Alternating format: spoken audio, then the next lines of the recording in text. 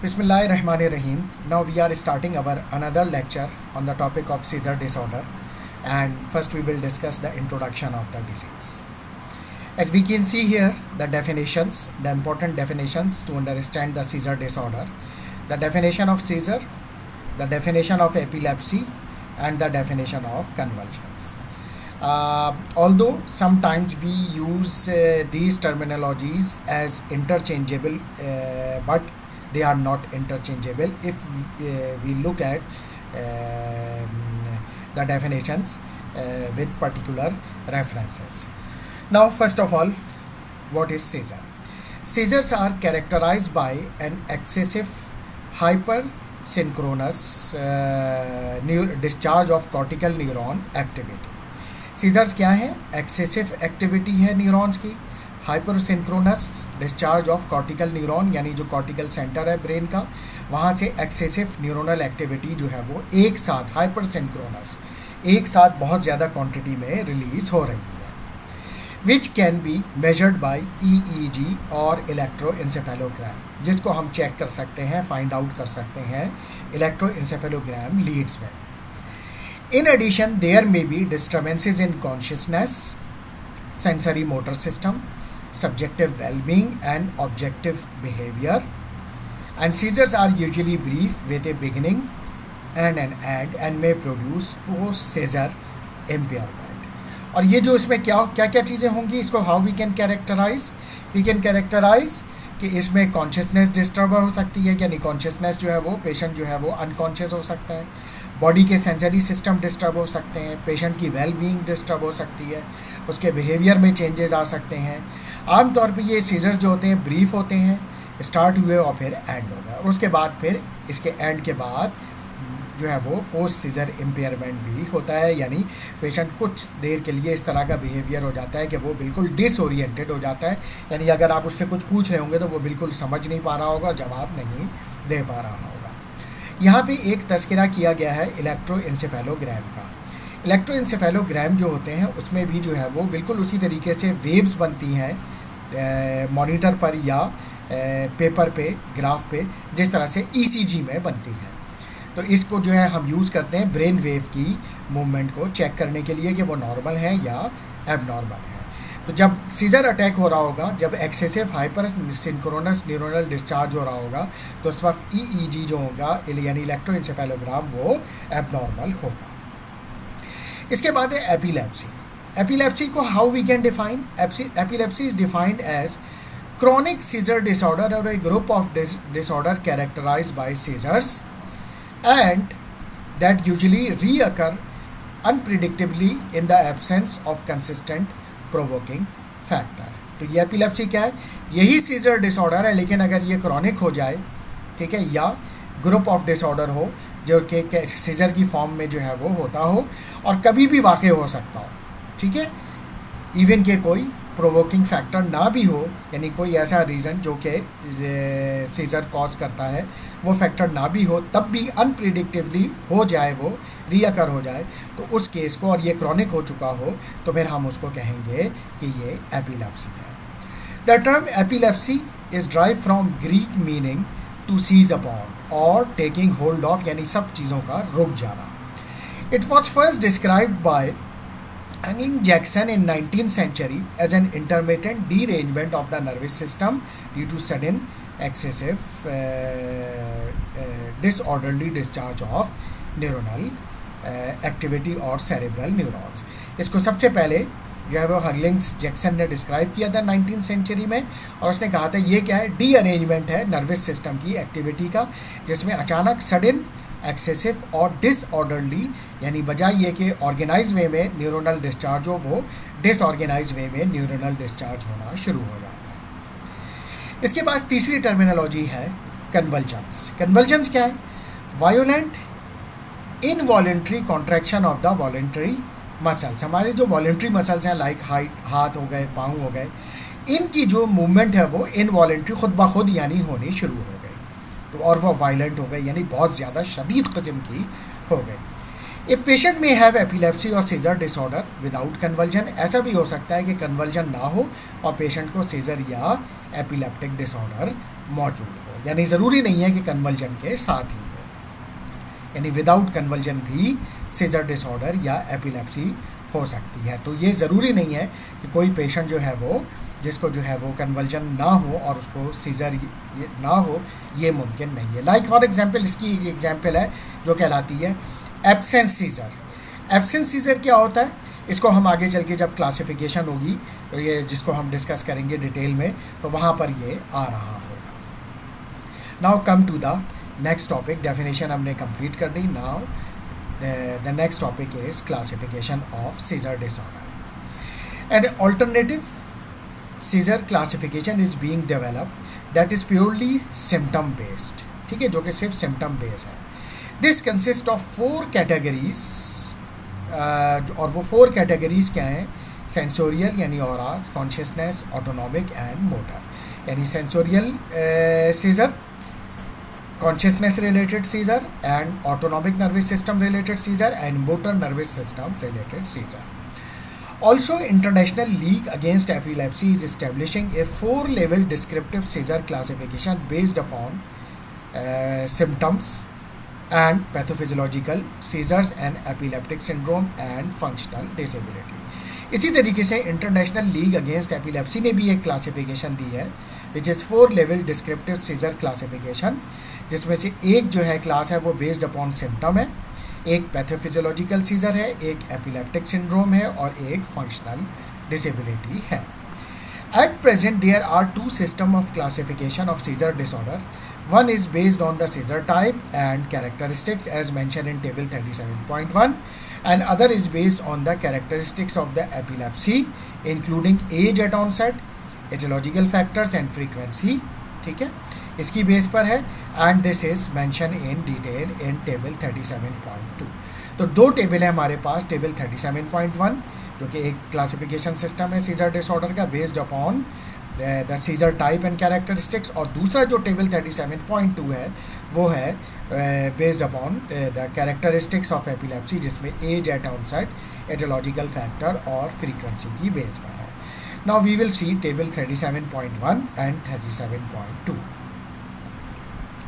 Now here is table 37.1, और इसमें हम जो मेन क्लासेस में डिवाइड कर रहे हैं, पार्शियल सीजर, ठीक है, number 1, number 2 generalise seizure and number 3 unclassified seizures, ठीक है, ये है table 37.1।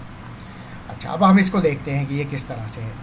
Partial seizure is again divided into simple partial seizure, complex partial seizure. Simple partial seizure में क्या होगा, पेशेंट की कॉन्शियसनेस नॉट इम्पेयर्ड, बरकरार रहेगी। कॉम्प्लेक्स पार्शियल सीजर में विद इम्पेयरमेंट ऑफ कॉन्शियसनेस, यानी पेशेंट अनकॉन्शियस होगा। अच्छा, उसके बाद फिर एक तीसरी भी फॉर्म है इसी में पार्शियल सीजर में, this is called partial seizure which is simple और complex and secondarily generalize. Generalize seizure में bilateral symmetric without localized onset, यानी बॉडी के डिफरेंट पार्ट्स अफेक्टेड होंगे। इसको भी सब डिवाइड किया गया एब्सेंस सीजर में, मायोक्लोनिक सीजर में, क्लोनिक सीजर में, टोनिक सीजर में, टोनिक क्लोनिक सीजर में जिसको ग्रैंड मैल भी कहते हैं, और एटोनिक सीजर। फिर इसी तरीके से simple partial seizure with motor system, with somatosensory special sensory system, autonomic system and behavioural symptoms, ठीक है, तो इस पर जो होगी वो रिलेटेड, इससे रिलेटेड होगा। Complex partial seizure beginning as a simple partial seizure and progressing to impairment of consciousness, यानी स्टार्ट होगा लाइक पार्शियल सीजर, लेकिन बाद में ये कॉम्प्लेक्स में कन्वर्ट हो जाएगा, यानी इम्पेयरमेंट ऑफ कॉन्शियसनेस बाद में होगी। अच्छा, विदाउट ऑटोमेटिज्म, यानी बॉडी में ऑटोमेटिक मूवमेंट नहीं होगी, यानी वो, एंड विद ऑटोमेटिज्म यानी इनवॉलेंट्री मूवमेंट। दूसरा है with impairment of consciousness at onset, यानी शुरू से ही इम्पेयरमेंट ऑफ कॉन्शियसनेस होगी। विद नो अदर फीचर्स, कोई और फीचर्स नहीं होंगे, with features like simple partial seizure and with automatism, ऐसा वाकई होगा। अच्छा, एब्सेंस सीजर की अगर हम बात करें तो ट्रू एब्सेंस सीजर होगा और एटिपिकल एब्सेंस सीजर, इसमें इसको डिवाइड किया गया है। इनकी जो फर्दर डिटेल है वो हम डिस्कस करेंगे जब हम जो है वो यहाँ पर टेक्स्ट पर बात कर रहे हैं। इसी तरीके से जब हम टेबल 37.2 पर आते हैं तो यहाँ पर भी जो क्लासिफिकेशन है, पहली हो गई वही localise related focal local partial seizure. फिर क्या है second, generalise epilepsies and syndrome, ठीक है। तीसरी है epilepsy syndrome undetermined whether focal और जर्नलाइज, और चौथी है स्पेशल सिचुएशन, जो इन तीनों में से कहीं पे भी जो क्लास नहीं बैठ सकती वो इस स्पेशल सिचुएशन में आएगी। इसको डिवाइड किया गया है लोकलाइज को इडियोपैथिक में एंड सिम्टोमेटिक में। इडियोपैथिक क्या होगी, विच एज रिलेटेड ऑनसेट, और ये बिनाइन चाइल्डहुड एपिलेप्सी भी कहला सकती है, एंड सेंट्रो टेम्पोरल स्पाइक्स, यानी जो सेंट्रल लोब है ब्रेन का, टेम्पोरल लोब है, वहाँ से जो होगा ये ओरिजिनेट होगा। इसको रोलैंडिक एपिलेप्सी भी कहते हैं। Childhood epilepsy with occipital paroxysm, यानी ऑक्सीपिटल लोब ब्रेन का इन्वॉल्व होगा। सिम्टोमेटिक में chronic progressive epilepsia partialis continua of childhood, ठीक है। Syndrome characterize by specific modes of precipitation, किसी कोई खास मोड से प्रेसिपिटेट होगा। टेम्पोरल लोब से related epilepsy, frontal lobe of brain से epilepsy, parietal lobe of brain से related epilepsy, occipital lobe of brain से रिलेटेड एपिलेप्सी। और क्रिप्टोजेनिक भी एक होती है कि जो कि बज़ाहिर तो जिसकी कॉज नज़र नहीं आती, बट उसकी कोई ना कोई कॉज, हिडन कॉज मौजूद होती है। जनरलाइज एपिलेप्सी में अगेन वही idiopathic age related benign neonatal familial convulsions हैं, बिनाइन न्यूनेटल कन्वल्जन्स हैं, benign myoclonic epilepsy in infancy, childhood absence epilepsy which is also called pycnolepsy, juvenile absence epilepsy, juvenile myoclonic epilepsy, epilepsy with generalize tonic clonic seizure on awakening, यानी जागने पर होगी। Other generalize idiopathic epilepsy is not defined above, epilepsies with seizures precipitated by specific modes of activation. Cryptogenic और symptomatic waste syndrome, यानी infantile spasm भी कहते हैं। Lenox गैस्ट्रॉट syndrome, ये भी जो है बच्चों में ही होती है। Epilepsy with myoclonic astatic seizure, epilepsy with myoclonic absences. Symptomatic में जो है आपकी जो है जो टाइप्स हैं दो तरह की हैं, non specific and specific syndrome. Non specific में है early myoclonic encephalopathy, early infantile epileptic encephalopathy with suppression burst and other symptomatic generalize epilepsies not defined above. फिर specific syndromes and generalize seizures complicating other disease states.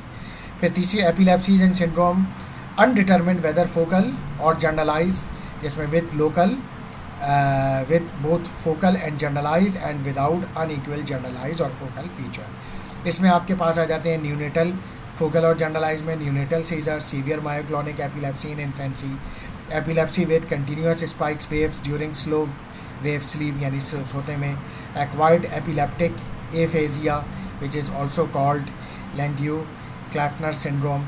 Other undetermined epilepsy is not defined above. Special situation में febrile convulsion, यानी high temperature की वजह से convulsion हो रहा है। Isolated seizures और आइसोलेटेड स्टेटस एपिलेप्टिकस, जो कि एक बहुत ही इमरजेंसी कंडीशन होती है। और seizure occurring only when there is an acute metabolic or toxic event due to factors such as alcohol की वजह से, किसी ड्रग की वजह से, एक्लेम्शिया में यानी हाइपरटेंशन की वजह से during pregnancy, and non ketotic hyperglycaemia की वजह से अगर कन्वर्जन हो रहे हैं तो वो स्पेसिफिक सिचुएशन में आएंगे। तो ये था हमारे पास टेबल 37.2। इन दोनों टेबल को हमने देख लिया। नाउ अब हम आते हैं इनसे रिलेटेड टेक्स्ट को और इसको और डिटेल में देखते हैं। नाउ पार्शियल सीजर्स की अगर हम बात करें, partial seizures are the most common type of the seizure and occurring in approximately 80% patients with epilepsy, यानी 100 में से 80 पेशेंट जो होंगे उनको पार्शियल सीजर होगा। क्लिनिकल एंड ईईजी चेंजेस क्या होंगी? Initial activation of system of neuron limited to part of one cerebral hemisphere that may spread to all other और ऑल ब्रेन एरियाज, यानी शुरू में इनिशिएट होगा किसी एक ख़ास पार्ट ऑफ ब्रेन से, लोकलाइज एरिया से, और फिर उसी जगह भी रह सकता है और ऑल एरिया ऑफ ब्रेन में भी स्प्रेड कर सकता है। Manifestation of the seizure depend on the site of the epileptogenic focus in the brain, कि इससे क्या मैनिफेस्टेशन होंगी बॉडी में, क्या साइन एंड सिम्टम्स आएंगे, वो डिपेंड करेगा कि ब्रेन का कौन सा पार्ट जो है वहाँ से एपिलेप्टिक फिट्स यानी जो एपिलेप्सी जो है वो ओरिजिनेट कर रही है। Partial seizures are subclassified as simple and complex. ठीक है, सिंपल में क्या होगा, यूजुअली यूनिलेटरल इन्वॉल्वमेंट, बॉडी का कोई एक हिस्सा अफेक्टेड होगा, जबकि कॉम्प्लेक्स यूजुअली बाईलेटरल इन्वॉल्वमेंट, यानी दोनों बॉडी की साइड्स होंगी वो इन्वॉल्वमेंट होगी। Impairment of consciousness is a feature of complex seizure. Consciousness का इम्पेयरमेंट जो होगा वो कॉम्प्लेक्स सीजर में होगा, सिंपल में नहीं होगा। कॉन्शियसनेस क्या है? Consciousness is defined as the degree of awareness and responsiveness of the patient to externally applied stimuli, क्योंकि लाजिम बात है कि कॉन्शियस होगा तो फिर वो एक्सटर्नल स्टिमुलाई को रिस्पॉन्ड करेगा, अगर अनकॉन्शियस होगा तो फिर वो एक्सटर्नल स्टिमुलाई को रिस्पॉन्ड नहीं कर सकेगा। Simple partial seizure generally do not cause loss of consciousness. ठीक है, आमतौर पे इसमें loss of consciousness simple partial seizure में नहीं होता। Sign and symptoms of simple partial seizure may be primarily motor symptoms, body के मोटर सिस्टम अफेक्ट होंगे, sensory system, somatosensory system, autonomic system and behaviour change हो सकता है।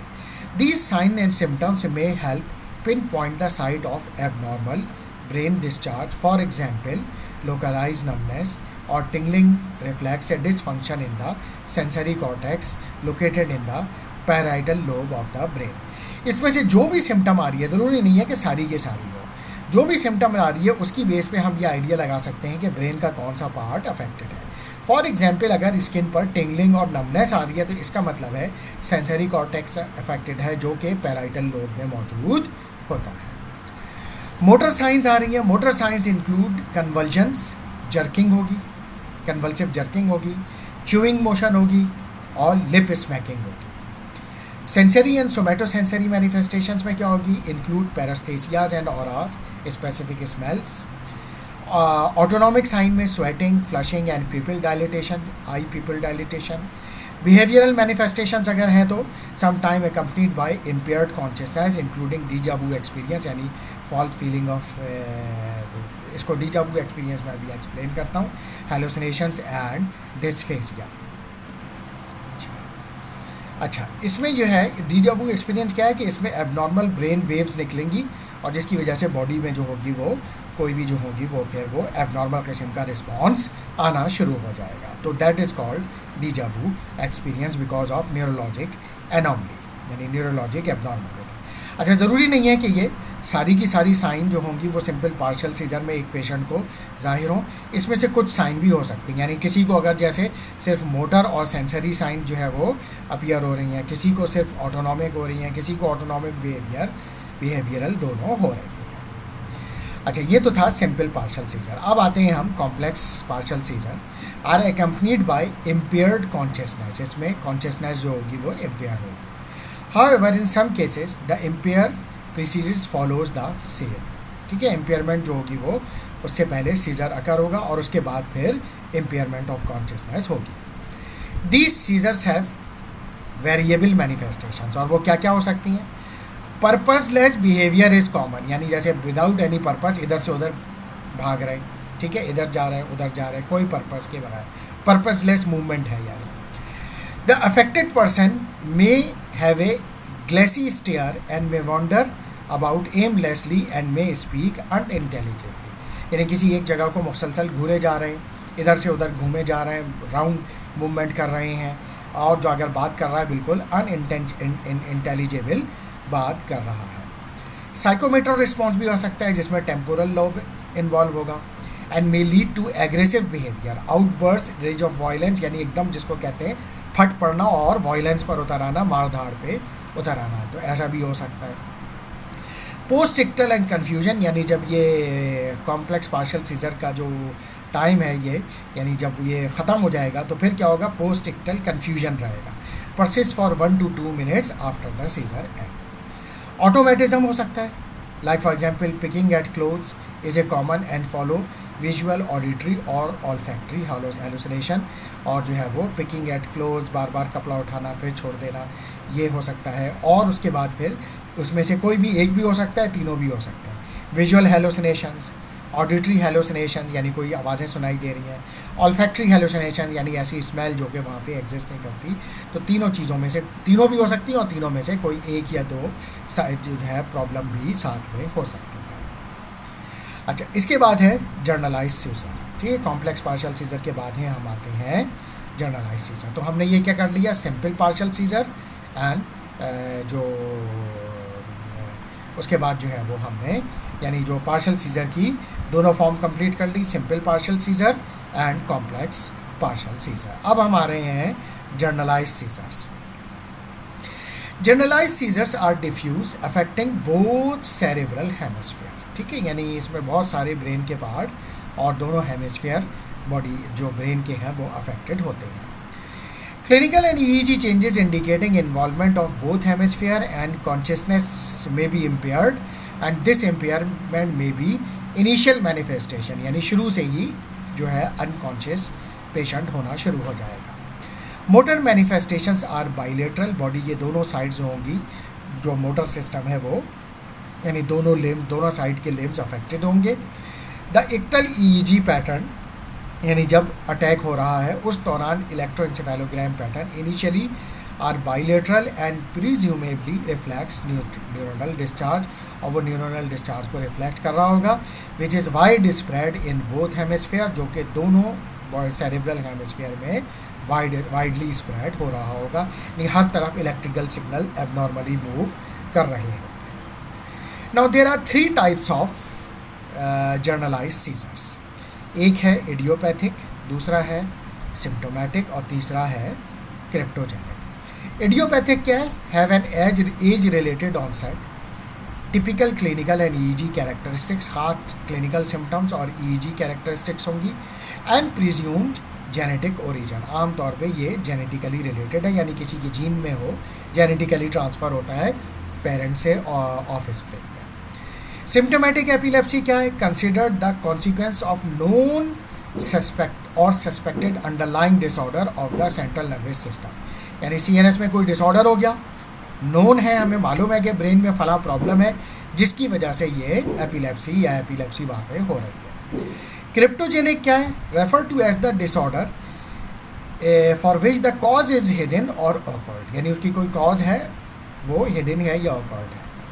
It is presume to be symptomatic but the causal factors are unknown, ठीक है, causal factor unknown है। It is age related but often does not have well defined clinical and EEG characteristics. बहरहाल अब ये idiopathic हो, symptomatic हो या cryptogenic हो, ख़ास तौर से इडियोपैथिक हो या क्रिप्टोजेनिक हो, क्योंकि देखिए इसमें कोई ज़्यादा फ़र्क नहीं है। इडियोपैथिक में भी कॉज हमें मालूम नहीं होगी, क्रिप्टोजेनिक में भी कॉज है लेकिन हिडन है और वो आप मालूम ही नहीं कर पा रहे। तो फिर इन दोनों का जो ट्रीटमेंट, जो गाइडलाइन वाइज ट्रीटमेंट होगा वो दोनों का सेम होगा। तो बहरहाल पेशेंट को इडियोपैथिक हो या क्रिप्टोजेनिक हो, दोनों का ट्रीटमेंट जो होगा वो सिमिलर ही होगा। Now sign and symptoms of generalize seizure may be minor और मेजर, ठीक है, माइनर भी हो सकते हैं, मेजर भी हो सकते हैं। लाइक फॉर एग्जाम्पल अगर एब्सेंस सीजर है, ठीक है, तो absence seizure presents alteration of consciousness lasting 10 to 30 seconds, यानी वो जो होगा इंडिविजुअल जिसको एब्सेंस सीजर होगा, जैसे अगर वो बात कर रहा है आपसे, तो बात करते करते अगर उसको एब्सेंस सीजर का अटैक हुआ तो वो एकदम खामोश हो जाएगा और वो खामोशी उसकी बरकरार रहेगी 10 to 30 सेकेंड, और 10 to 30 सेकेंड के बाद जब वो दोबारा कॉन्शियस होगा, दोबारा जो है उसका सीजर अटैक ख़त्म होगा, दैट इज़ 10 to 30 सेकेंड के बाद, तो दोबारा वो आपसे बात करना शुरू कर देगा। अक्सर व बेशतर ये मालूम भी नहीं होता है। इसके अलावा staring with occasional eye blinking, यानी घूरना ओकेजनल आई ब्लिंकिंग के साथ, लॉस और reduction in postural tone are typical, मुमकिन है कि वो जो उसकी पोस्चुरल टोन हो वो रिड्यूस हो जाए और वो अगर खड़ा है तो एकदम गिर पड़े। If the seizure takes place during conversation, the individual break off in the mid sentence. जैसा मैंने बताया कि अगर जो है बात करते करते कन्वर्सेशन में उसको सीजर का अटैक होगा तो बीच में जो है वो कन्वर्सेशन के मिड सेंटेंस में ब्रेक ऑफ एकदम आ जाएगा। Enuresis and other autonomic components में अकर ड्यूरिंग एब्सेंस सीजर, ऐसा हो सकता है कि ऑटोनॉमिक नर्वस सिस्टम उसमें इन्वॉल्व हो और उसकी वजह से उसका यूरिन पास हो जाए यानी एन्यूरिसिस हो जाए। सम पेशेंट्स एक्सपीरियंस 100 और मोर एब्सेंसेस डेली, ठीक है, कुछ पेशेंट्स को ये एब्सेंस सीजर इतना होता है कि 100 या उससे भी ज़्यादा एब्सेंस सीजर के अटैक होते हैं उनको per day. Onset of this seizure type occur from the age of 3 to 16 years and in most patient absence seizure disappear by the age of 40 years, ठीक है, तो यानी मोस्ट ऑफ द पेशेंट में तो ये 40 साल के बाद ख़त्म हो जाएगा, लेकिन कुछ पेशेंट ऐसे होंगे जिनमें 40 साल के बाद भी ये बरकरार रहेगा। फिर है myoclonic bilateral massive epileptic seizure. ठीक है, तो मायो जिसको हम मायोक्लोनिक सीजर भी कहते हैं, इसको बाइलेटरल मैसिव एपिलेप्टिक मायोक्लोनस इसलिए कहते हैं क्योंकि presents as involuntary jerk of facial limb और trunk muscles possibly in the rhythmic manner. Jerk होगा फेशियल मसल्स का, लिम्ब्स का, बॉडी के ट्रंक का, ठीक है, और वो भी रिदमिक मैनर में, ठीक है, like dancing movement. Clonic seizure में क्या होगा? Clonic seizures are characterize by sustain muscle contraction, muscles में शदीद किस्म की कॉन्ट्रैक्शन होगी, and then alternating by relaxation, और ऑल्टरनेटिंग की वजह का मतलब ये है कि रिलैक्सेशन होगी फिर दोबारा कॉन्ट्रैक्शन शुरू हो जाएगी जब तक ये अटैक बरकरार रहेगा। टॉनिक सीजर क्या होगा? Tonic seizure involve sustain tonic muscle extension, यानी मसल की स्टिफनिंग होगी, ठीक है, तो ये टॉनिक सीजर कहलाएगा। अच्छा, उसके बाद क्या है? जर्नलाइज टॉनिक क्लोनिक सीजर, यानी जिसमें टॉनिक क्लोनिक दोनों सिम्टम्स होंगे। क्लोनिक सीजर यानी sustain muscle contraction alternating with relaxation, tonic means muscles की स्टिफनिंग। अच्छा, cause by sudden loss of consciousness, इसमें क्या होगा कि cause sudden loss of consciousness, the individual become rigid and fall to the ground, अगर वो खड़ा है तो फिर वो रिजिड एकदम इस स्टिफनिंग की वजह से रिजिड हो जाएगा and fall to the ground. Respirations are interrupted because of respiratory muscle stiffness. Legs extend and back arc is वही, क्योंकि legs muscles और back muscles वो भी stiffen हो जाएंगे। Contraction of the diaphragm may induce grunting sound, यानी सांस लेने में तकलीफ होगी, सीने से grunting sound आएगी। This tonic phase lasts for about 1 minute. पुराने ज़माने में अगर क्योंकि ग्रंटिंग साउंड आती थी और ऐसी सिचुएशन होती थी, उस वक्त उसको ये समझा जाता था, जब ये मालूम नहीं था कि ये सीजर अटैक है, एपिलेप्सी है, तो इसको जो है यही समझा जाता था कि शायद किसी भूत का असर हो गया है, भूत चढ़ गया है उस इंडिविजुअल पर। The clonic phase follows marked by rapid bilateral muscle jerking, ठीक है, क्लोनिक फेज में दोनों बॉडी के साइड्स पे मसल जर्किंग होगी। मसल फ्लैसिडिटी, यानी मसल जो होंगे वो फिर एक्सट्रीम जर्किंग और स्टिफनिंग के बाद फ्लैसिड हो जाएंगे। हाइपर वेंटिलेशन, इनकॉन्टिनेंस होगी, tongue biting, tachycardia and heavy salivation sometimes occur, ठीक है, heavy salivation. During the postictal phase, जब यानी ये अटैक ख़त्म हो जाएगा, इंडिविजुअल में एक्सपीरियंस हेडेक, कन्फ्यूजन, डिसओरिएंटेशन, यानी उसको समझ नहीं आ रहा होगा क्या होगा, nausea, drowsiness and muscle soreness, क्योंकि बहुत ज़्यादा स्टिफेंड हो गए थे मसल, एक्सटेंडेड हो गए थे, तो मसल्स जो होंगे वो सोर हो जाएंगे। दिस फेज में लास्ट फॉर आवर्स, तकरीबन घंटा भर ये जो पोस्ट टिक्टल फेज बरकरार रहेगा। Some patients with epilepsy have serial grand mal seizure regaining consciousness briefly between the attacks, यानी रीगेन करेंगे कॉन्शियसनेस बिटवीन द अटैक और फिर दोबारा ये टोनिक क्लोनिक सीजर दोबारा अटैक हो जाएगा। In some cases grand mal seizure occur repeatedly with no recovery of the consciousness between attacks, that is called its status epilepticus. और अगर ऐसा हो रहा है कि बीच में कॉन्शियसनेस का टाइम पीरियड नहीं आ रहा, बार बार अटैक हो रहा है, तो this situation is called status epilepticus and it is emergency situation and the patient should be moved to the hospital as soon as possible because this could be life threatening। अच्छा, इसके बाद है atonic scissor और drop attack, ठीक है ना, यानी कोई जो होगी वो जैसे हमने कहा ना एटॉनिक, यानी इसमें टॉनिक सीजर में क्या हो रहा है, muscle tonic is a muscle extension यानी स्टिफनिंग, कोई मसल स्टिफनिंग नहीं होगी।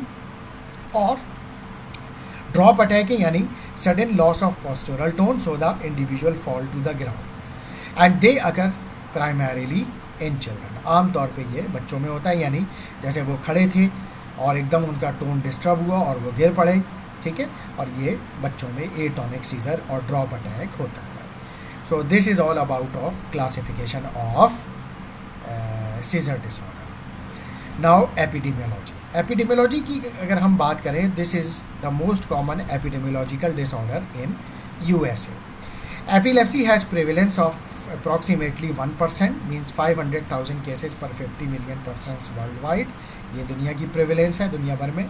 In United states the prevalence of epilepsy is 6.42 cases पर 1000 पीपल, यानी हर 1000 में 6.42 केसेस में ऐसे होंगे जिसको किसी न किसी टाइप की इनमें से एपिलेप्सी होगी। The onset of seizure is greatest during the first year of life, the probability decreases with each decade until the age of 60। साल के जब पैदाइश के पहले साल में इसके जो सबसे ज़्यादा चांसेस होते हैं कि हो जाए, फिर उसके बाद हर 10 साल में इसका रिस्क उतना ही कम होता चला जाता है। Approximately 1 of the 50 children and 1 of the 100 adult are affected. ठीक है, बच्चों में रेशो क्या है 1 in every 50 चिल्ड्रन, और बड़ों में क्या है 1 in every 100।